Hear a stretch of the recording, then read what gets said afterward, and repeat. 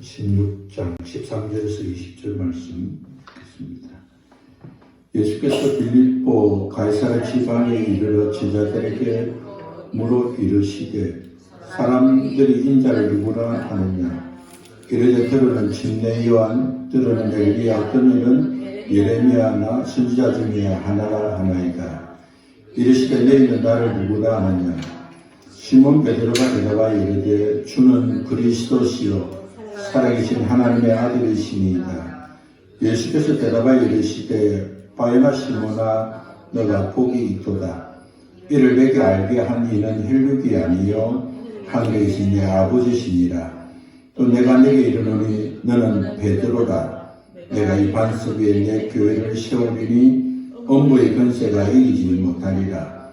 내가 천국 열쇠를 내게 주리니 내가 땅에서 무엇이든지 내면 하늘에서도 낼 것이요 내가 땅에서 무엇이든지 풀면 하늘에서도 풀리리라 하시고 이에 제자들의 경고하사 자기가 그리스도인 것을 아무에게 그러지 말라 하십니다.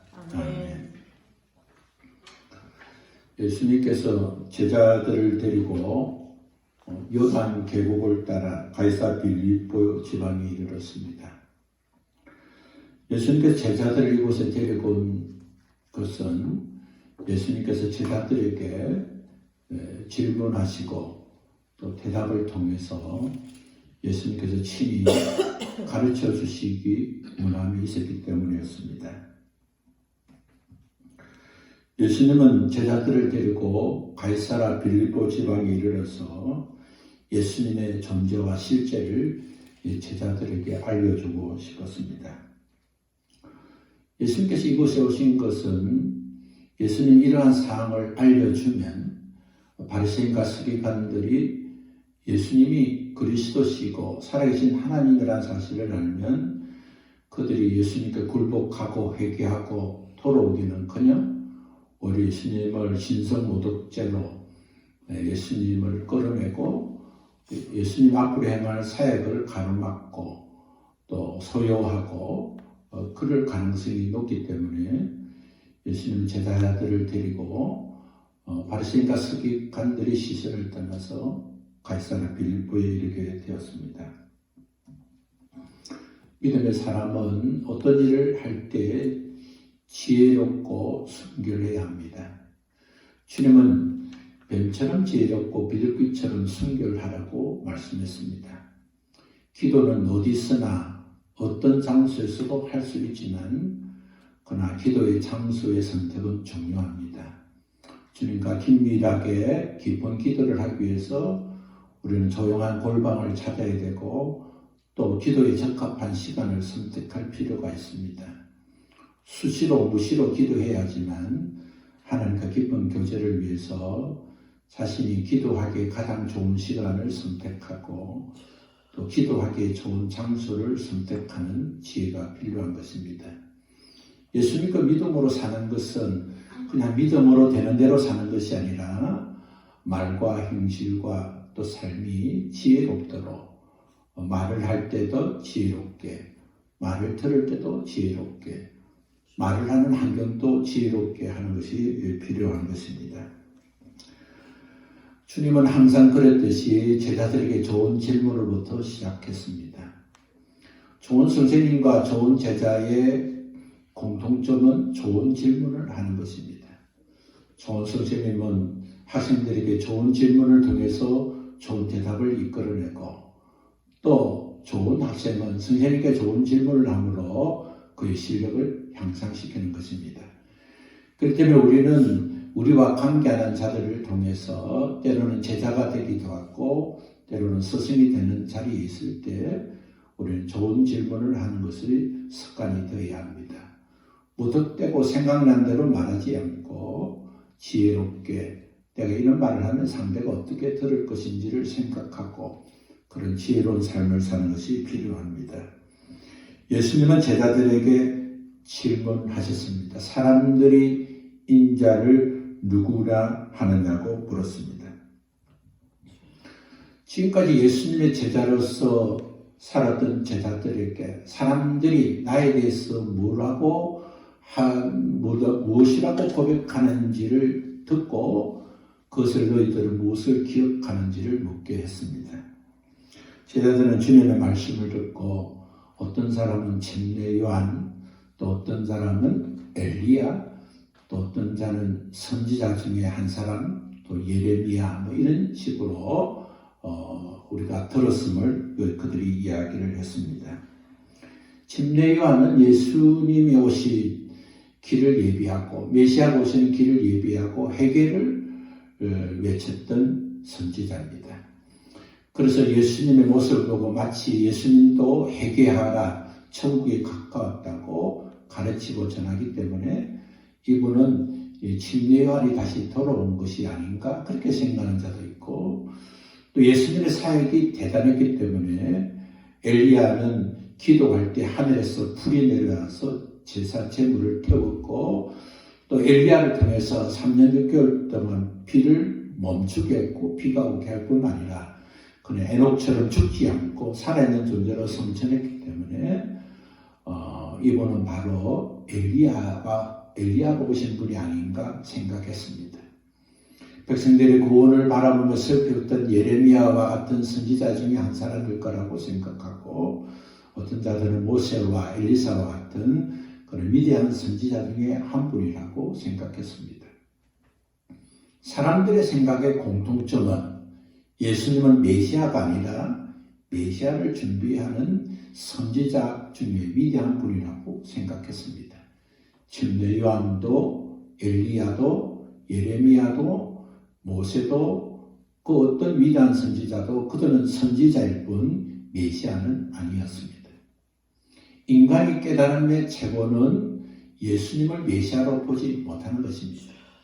이 시대 예수님을 평가할 때 사람들은 자신의 지력과 자신의 능력으로 예수님을 4대 성인 중에 한 사람이라고 말할 수 있습니다. 하나님께서 알게 하시고 깨닫게 하지 않으면 어떤 인간이라도 예수님을 그리스도라, 하나님의 아들이라 고백할 수 없습니다. 예수님은 사람들이 예수님을 대한 평가를 들으신 후에 두 번째 질문을 했습니다. 너희는 나를 누구라 하느냐고 물었습니다. 다른 사람들부터 선지자 중에 한 사람이라고 듣고 있는 제자들에게 너희들은 나를 누구냐 하느냐고 주님은 두 번째 질문을 했습니다. 그날 시몬 베드로가 주는 그리스도시요 살아계시는 하나님의 아들이라고 고백을 합니다. 예수님께서 거듭해서 묻는 질문을 하실 때에 제자 중에 베드로가 주님의 질문을 듣고 주는 그리스도시요 살아계신 하나님의 아들입니다라고 고백한 것은 베드로의 기질과 성격도 어느 정도 작동했을 것입니다. 많은 제자가 있었지만 그가 앞서서 말하기를 좋아하고 그가 가진 기질로 말하는 있지만 주님께서 베드로의 고백을 들으신 후에 바요나 시몬아 너가 복이 있다. 이를 알게 하니는 혈육이 아니고 하늘에 계신 내 아버지시라고 말씀해 주었습니다. 누구든지 하나님이 알게 하지 않으면 하나님을 알 수 없습니다. 누구든지 하나님께서 영적 비밀을 깨닫게 하시고 알게 하시는 은혜가 없다면 우리는 예수님을 구원자이시고 메시아이시며 하나님의 아들이시며 우리 하나님이 주인 되심을 알지 못하게 되는 것입니다.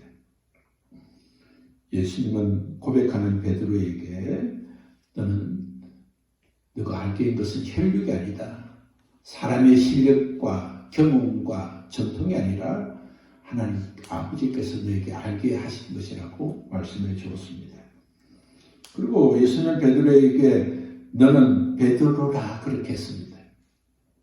바요나 시몬이란 바는 아들이라는 뜻이고 시몬의 아들아 하신 후에 너는 베드로라고 예수님이 말씀해 주었습니다. 베드로란 이름은 큰 돌, 반석이라는 뜻을 가지고 있습니다. 예수님께서 베드로가 주는 그리스도시요 살아계신 하나님의 아들입니다는 고백을 들으시고 예수님은 베드로에게 너는 베드로다, 시몬에게 너는 베드로라 하면서 너 신앙의 고백 위에 교회를 세우겠다고 말씀해 주었습니다. 베드로가 신앙 고백을 함으로 예수님께 새로운 이름을 받은 것은 아닌 것입니다. 요한복음 1장 42절에 보면 예수님을 만나고 있던 베드로는 그의 동생 야고보를 통해서 주님을 알게 되었는데 그의 동생을 통해서 주님을 만날 때 우리 주님께서 너를 장차 게바라 하겠다고 했습니다. 아람어로 게바가 바로 헬라어로 베드로가 되는 것입니다. 주님은 베드로를 만났을 때 이미 그에게 이름을 지어 주었고 그렇게 앞으로 부르게 될 것이라고 말씀해 주었습니다. 오늘 우리가 믿음으로 예수를 그리스도라 고백하게 된 것은 전적인 하나님의 은혜입니다. 신앙 고백은 배워서 알아서 외워서 하는 것이 아니라 주는 그리스도가 되시고 나의 구원자가 되시고 나의 하나님이 되신다는 내 마음으로부터 고백하는 것은 하나님께서 영적 비밀을 깨닫게 하시고 은혜를 베풀어 주셨기 때문입니다. 그래서 우리가 그리스도인이 되기 위해서는 신앙 고백을 배우고 외우는 것이 아니라 우리가 하나님 은혜를 구하고 하나님께서 영적 비밀을 깨닫게 해주시는 은혜로 말미암아 믿음으로 하나님을 알고 인정하고 고백하고 행하는 믿음을 통해서 하나님 앞에 신앙의 사람이 되는 것입니다. 우리 예수님께서 신앙 고백을 드는 베드로의 교회를 세워주시면서 그 게바 위에 베드로 위에 교회를 세우는데 그 교회는 바로 주님이 세워주시고 주님의 교회가 세워질 것을 말씀해 주었습니다. 교회는 주님이 세우시고 주님이 세우시기 때문에 교회는 주님의 것이 되는 것입니다. 주님은 반석 위에 내 교회를 세우겠다고 약속해 주시고 음부의 권세가 이기지 못할 것이라고 말씀해 주었습니다. 음부의 권세는 죽음의 권세입니다. 음부의 권세는 사망의 권세입니다.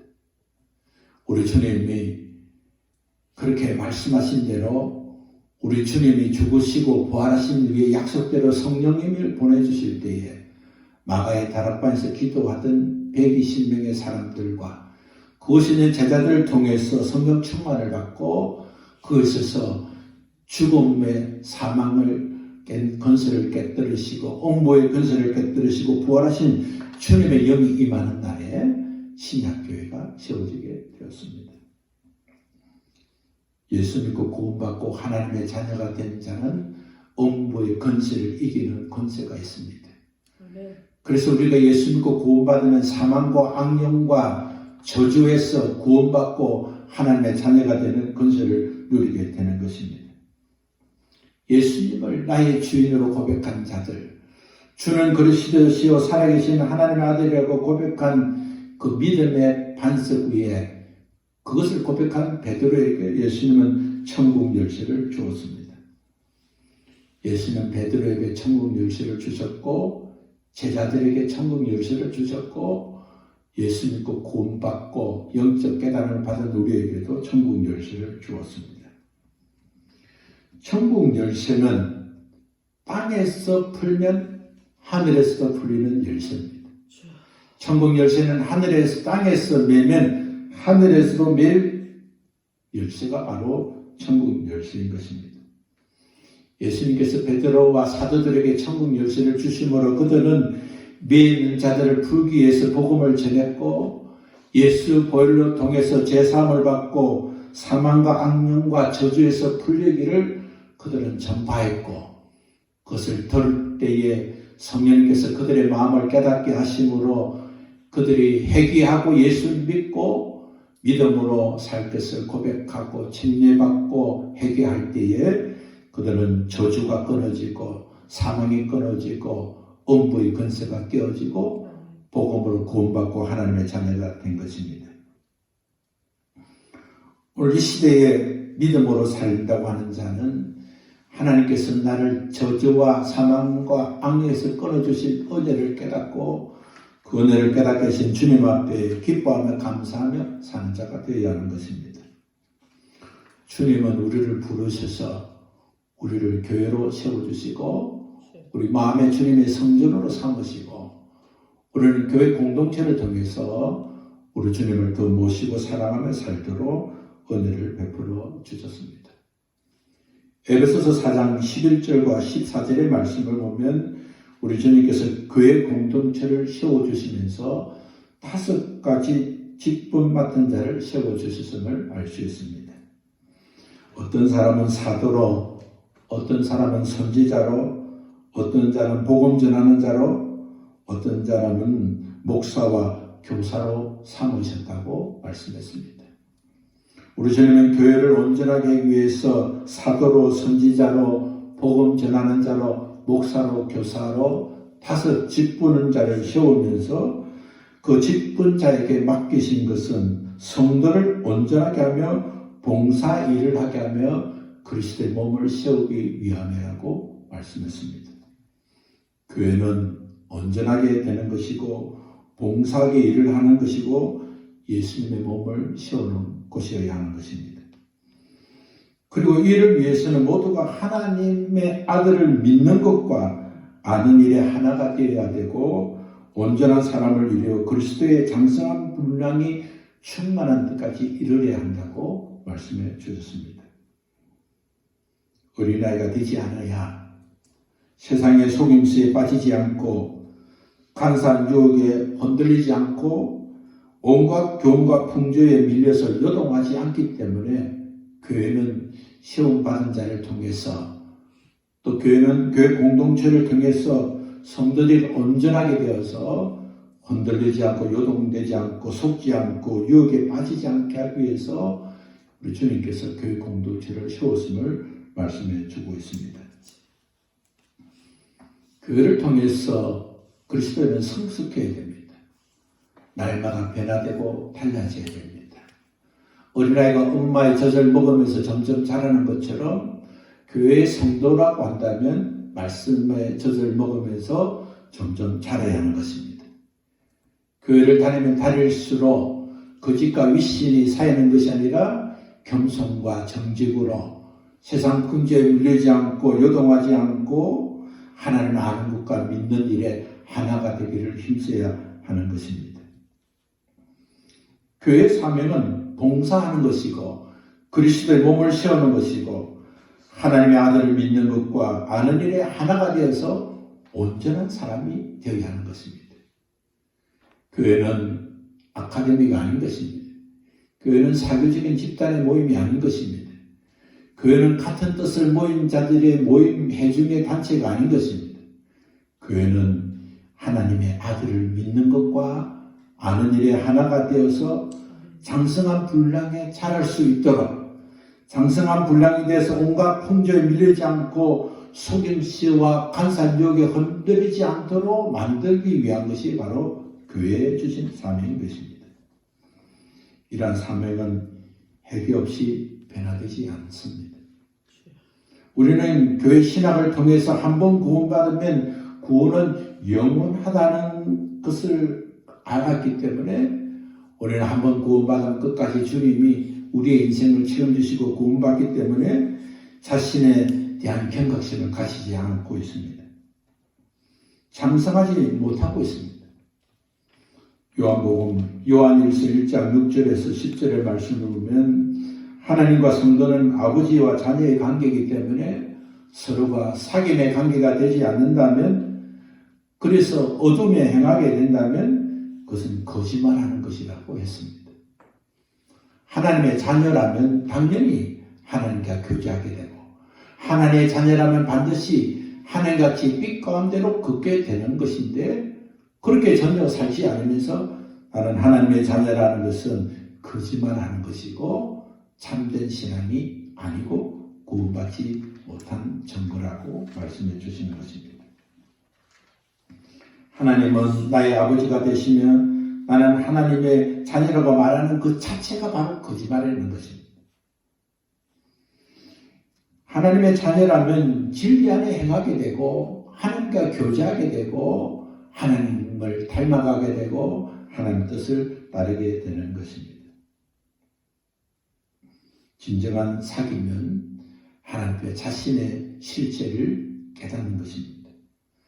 하나님은 자신의 죄를 고백하는 사람의 죄를 사해 주시기 때문이고 늘 하나님께 잘못된 행실을 고백하고 그럴 때마다 하나님 우리의 죄를 용서하시고 불의에서 깨끗해 주시겠다고 약속했습니다.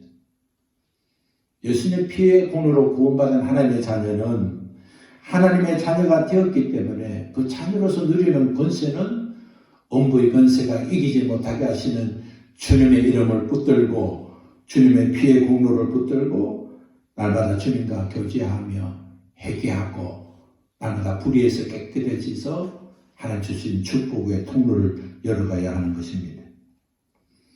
우리는 예수님께서 나의 죄를 대신하여 십자가에 죽은 것을 믿음으로 어렵다함을 인정받았습니다. 복음은 예수님의 대속의 피의 공로로 믿음으로 구원받게 된 것을 알고 누리는 것입니다. 복음의 핵심은 무엇입니까? 바로 죄사함입니다. 죄로 인하여 지옥 같고 저주받고 멸망받을 인생에게 우리 주님이 나를 대신해서 십자가에 죽으시고 부활하시고 그것을 믿음으로 우리는 죄사함의 용서를 받게 되는 것이 바로 복음인 것입니다. 죄사함은 회개 없이는 죄사함을 받을 수가 없습니다. 죄사함이 있다면 그 속에는 반드시 회개가 있다는 것이 전제가 됩니다. 용서해달라고 하지 않는데 어떻게 용서함을 받을 수가 있습니다. 잘못했다고 하지 않는데 어떻게 잘못을 용서받을 수가 있습니까? 복음의 중심에는 반드시 회개가 있어야 하는 것입니다. 제사함의 권세, 제사함의 능력, 제사함의 은혜는 구원의 필수 조건이며 그 필수 조건 속에서 반드시 회개가 있는 것입니다. 우리가 구원받은 확실한 증거는 무엇입니까? 그것은 주님과 날마다 교제하고 주님 앞에 회개하고 불의에서 깨끗해진 주님의 사랑과 은혜를 누리는 것입니다. 그래서 우리 주님이 원하신 대로 하나님의 성품에 참여하게 되고 장성한 분량으로 자라게 되는 것입니다. 건강한 아이의 특징은 뭡니까? 그것은 점점 자라는 것입니다. 건강한 그리스도인의 특징은 뭡니까? 점점 변화되는 것입니다. 어제처럼 살지 않고 오늘은 어제보다 더 나은 삶을 살고 꿈이 달라지고 소망이 달라지고 삶의 형태와 성품이 달라지는 것입니다. 교회가 회개하지 않는 것은 믿음으로 어렵게 되었으면 이제는 더 이상 회개가 필요 없는 것처럼 가르쳤기 때문인 것입니다. 더 이상 회개 안에서 구원받았기 때문에 회개에 대한 절박감과 회개에 대한 그런 간절함이 사라졌기 때문에 그렇습니다. 이것은 바로 사람의 속임수와 간사한 유혹인 것입니다. 교회가 회개하지 않는 이유는 믿는 순간 모든 죄가 용서받았기 때문에 과거와 현재와 미래가 모두 용서받기 때문에 어떤 죄를 지어도 나는 구원받았다는 자유함이 있기 때문에 그런 것입니다. 그러나 그건 성경의 가르침이 아닌 것입니다. 성경의 어떤 곳에서도 예수 믿으면 과거와 현재와 미래의 죄가 용서받았다고 기록한 데는 없습니다. 그 성경을 자의적으로 해석한 사람들의 유혹과 미혹이 교회 속으로, 교리 속으로 들어왔기 때문에 그렇습니다. 이러한 생각과 교리는 계속 죄를 지어도 회개하지 않도록 만든 악한 영들의 미혹이었고 유혹이었습니다. 예수를 믿지만 삶이 변화되지 못하고 성숙하지 못하는 이유는 무엇입니까? 그것은 예수 믿는 순간 모든 죄가 용서함을 받았다고 주장하는 교리 때문에 그 교리를 믿고 구원의 확신을 가지고 나는 하나님께서 끝까지 나를 인도해 주신다는 그런 잘못된 생각이 오히려 성도들을 자라지 못하게 하고 믿음을 갖지 못하게 하고 하나님 주신 축복을 가로막고 지옥으로 멸망길로 가게 만들고 말았습니다. 요한일서 1장 7절의 말씀을 보면 예수님을 믿는 순간 모든 죄가 자동적으로 사해진다는 근거를 발견할 수가 없습니다. 요한일서 1장 9절의 말씀을 보면 죄를 자복하며 우리 죄를 사하시며 모든 불의에서 깨끗하게 된다고 말씀했습니다. 예수님을 믿기만 하는 모든 불의에서 깨끗해지는 것이 아니라 죄를 자복할 때, 회개할 때 우리 하나님께서 모든 불의에서 깨끗해 주시겠다고 약속해 주셨습니다.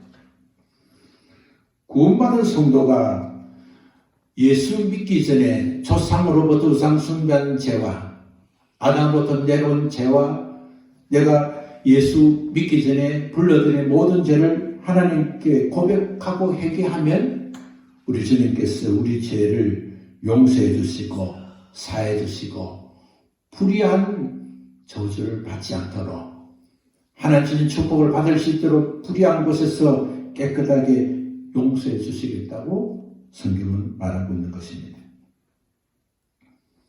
모든 죄가 사함 받는다면 혹은 사함을 받았다면 우리에게 회개할 이유가 없기 때문에 사람들은 근성으로 회개하고 진실로 회개하지 않는 것입니다.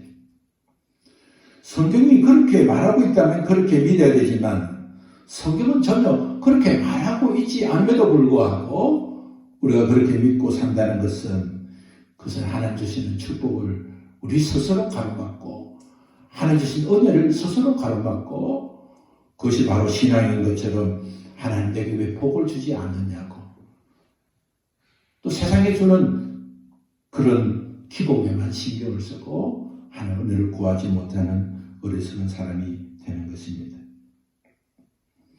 믿음으로 옳게 된다는 칭의 신앙과 예수님 믿는 순간 모든 원죄와 잡음죄가 용서받았다는 어긋난 교회의 가르침은 오히려 하나님의 사랑을 알게 하는 것이 아니라 하나님의 사랑을 잊게 만들고 하나님과 교제하지 않게 하고 하나님을 떠난 삶을 살게 되고 불의에 동참하는 사람으로 만들고 말았습니다. 사람들은 예수님을 믿으면 예수님께서 끝까지 우리 인생을 책임지시고 하나님께서 천국까지 인도해 주신다고 믿고 있습니다. 그러나 성경은 어떤 곳에서도 그렇게 우리에게 약속하지 않았습니다. 믿음으로 옳게 된 것은 사실입니다. 그러나 그 믿음은 회개하는 믿음이 되어야 하는 것입니다. 예수 믿으면 모든 죄가 사함을 받는 신앙인 것은 맞습니다. 그러나 회개하지 않는 믿음과 회개하지 않을 때 우리는 어떤 죄도 사함을 받을 수가 없습니다. 우리 주님이 끝까지 우리를 이끌어 가실 것은 우리 주님을 끝까지 믿고 순종하고 나아가는 자에게 주님이 끝까지 우리를 인도해 주시는 사실을 잊지 말아야 하는 것입니다. 구원받았다면, 구원받은 성도를 한다면 구원받은 은혜의 열매를 맺어야 합니다. 그 나무는 그 나무의 열매를 보고 나무를 안다고 주님이 말씀했습니다. 성경은 구원받은 성도는 끝까지 인내하며 견뎌야 할 것을 말씀하고 있습니다. 구원받은 성도는 거룩을 위해서 힘써야 하고 성화되기 위해서 죄와 끝까지 싸워야 한다고 성경은 말씀하고 있습니다. 성도의 견인은 하나님의 구원하신 성도를 무조건 끝까지 인도하시는 교리가 아닌 것입니다. 온갖 죄를 지어도 천국까지 인도하고 신앙생활을 하지 않고 믿음으로 살지 않아도 하나님께서 끝까지 천국으로 인도하시는 교리는 아닌 것입니다. 성경의 가르침은 성화와 성도의 책임을 회복하지 않으면 구원을 보장받지 못하는 것입니다. 한번 구원받으면 구원이 영원토록 끝까지 주님 책임지고 구원을 인도해 주시는 것이 아닌 것입니다. 예수 믿고 구원받은 자는 그때부터 예수 이름으로 죽는 순간까지 불의에 동참하지 않고 불의에서 깨끗해질 수 있도록 주님과 사귐을 가지고 교제하고 빛 가운데서 주님 닮아가기를 힘쓰고 주님 앞에 사는 자가 이 땅에서도 하나님 주신 축복을 받을 뿐만 아니라 천국에서도 영원토록 하나님 주신 상급과 은혜와 권세를 누리게 되는 것입니다. 교회 다니는 모든 사람이 구원을 예정된 사람이라고 볼 수가 없습니다. 우리 주님은 교회 안에서도 가라지와 알곡이 있다고 말씀해 주었습니다. 교회 다니면 구원을 받는 것이 아닙니다. 예수 믿어야 구원을 받습니다. 예수 믿는 것은 예수의 이름 속에 구원이 있음을 알고 예수 이름으로 우리의 죄를 고백하고 자복하고 회개하고 늘 주님 앞에서 주님의 말씀과 주님 인도 앞에 자신을 조명하며 믿음으로 사는 것입니다. 주님께서 십자가 죽으시고 부활한 사실을 묻고 시인하는 성도는 구원을 받습니다. 이렇게 역사하신 하나님을 계속 성령으로 인도하시고 도와주시고 죄를 깨닫게 하시고 우리를 인도하실 때마다 회개하고 그 죄악에서 돌아오도록 도우시는 주님의 은혜를 누려야 하는 것입니다. 예수님을 믿는 사람이 거듭난 사람입니다. 예수님을 믿고 주는 그리스도시요 살아계신 하나님이라고 고백하는 자가 바로 거듭난 사람입니다. 하나님은 거듭난 자에게 성령으로 인을 쳐주시고 우리를 구원의 길로 인도하시고 역사하십니다. 그 역사하심을 느끼는 자가, 그것을 날마다 깨닫는 자가 주님 앞에 자신의 잘못을 깨닫고 그와 그 가문을 통해서 내려오는 저주의 원인을 알고 내가 지금 묶여있는 현실을 알게 되면서 주님 주신 천국 열쇠를 가지고 예수 이름으로 묶인 것을 풀 때마다 하늘에서 풀어져서 하늘에서 내려오는 축복을 받고 땅에서 매이면 여전히 매여져서 하늘 주신 은혜와 축복을 받지 못하게 되는 것입니다. 믿음의 사람은 육체의 소욕을 따라 살지 않습니다. 믿음의 사람은 성령의 소욕을 따라 살게 됩니다. 그들은 성령을 생각하고 영으로 육체의 행실을 죽이며 양자의 영을 받았기 때문에 하나님을 아버지라 부르며 아버지와 교제하고 아버지 앞에 잘못 살았음을 회개하며 마지막 순간까지 주님 안에서 믿음으로 하나님을 아버지라 아빠라 부르며 영과 몸을 하나님께 온전히 드리는 삶을 살게 되는 것입니다.